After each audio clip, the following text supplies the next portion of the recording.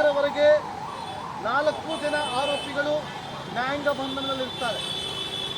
ನೋಡಿ, ಪೊಲೀಸರು ಒಂದು ಮನವಿಯನ್ನು ಮಾಡಿಕೊಂಡಿದ್ದಾರೆ. ಅದು ಸ್ಪೆಷಲ್ ಪಬ್ಲಿಕ್ ಪ್ರಾಸಿಕ್ಯೂಟರ್ ಆಗಿರುವಂಥ ಪ್ರಸನ್ನ ಕುಮಾರ್ ಅವರ ಮುಖಾಂತರ ಎಲ್ಲ ಆರೋಪಿಗಳನ್ನ ಒಂದೇ ಜೈಲಲ್ಲಿ ಇರಿಸೋದಕ್ಕೆ ಆಗೋದಿಲ್ಲ. ಹಾಗಾಗಿ ಬೇರೆ ಬೇರೆ ಜೈಲುಗಳಲ್ಲೇ ಇರಿಸೋದಕ್ಕೆ ಅನುಮತಿಯನ್ನು ಕೊಟ್ಟಿದ್ದಾರೆ. ಹೊರತುಪಡಿಸಿ ಇನ್ನುಳಿದ ಕೆಲ ಆರೋಪಿಗಳನ್ನು ಬೇಡಪ್ಪ, ನೀನು ಹೇಳಿದ್ರೆ ಅಷ್ಟೇ ಹೇಳ್ಬೇಕು, ಜಾಸ್ತಿ ಹೇಳ್ಬಾರ್ದು. ಅರ್ಥ ಆಯ್ತಾ?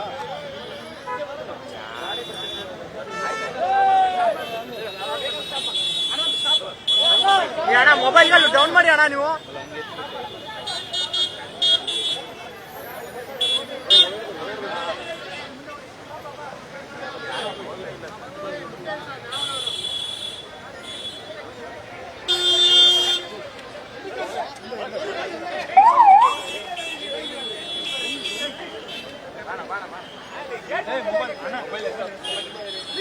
ಬ್ಯಾರಿಕೇಡ್ ಹಾಕಿದ್ವಲ್ಲ, ಬ್ಯಾರಿಕೇಡಿಂದ ಹಿಂದೆ ಇರ್ಬೇಕಲ್ವಾ? ಬ್ಯಾರಿಕೇಡ್